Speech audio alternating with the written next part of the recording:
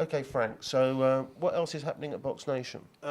Also, BoxNation, besides getting the Mayweather and Amir Khan's fights, they've also got the Manny Pacquiao fight against Tim Bradley. So we're all looking forward to that one.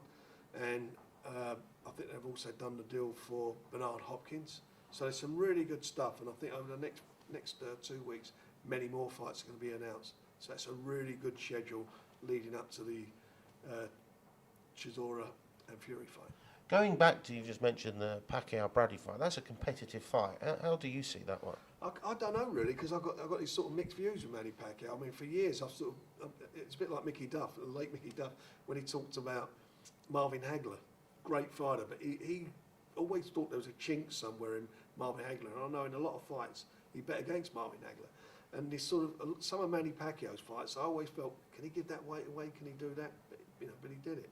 But I think this time round, he's had a couple of tough fights. Is he there for the taking?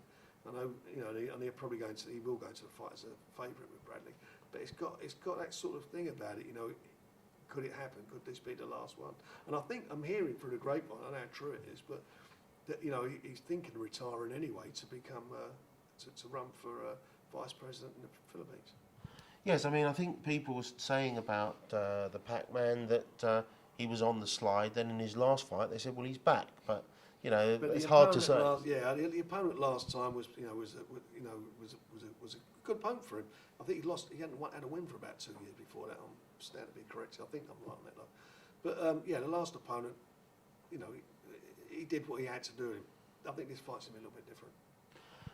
Just before we finish, looking ahead, after coming through to the autumn, are there any major things on the horizon? We've got quite a few things that we're sorting out at the moment, and I hope sometime next week that we'll make some announcements on it. We've got some good stuff.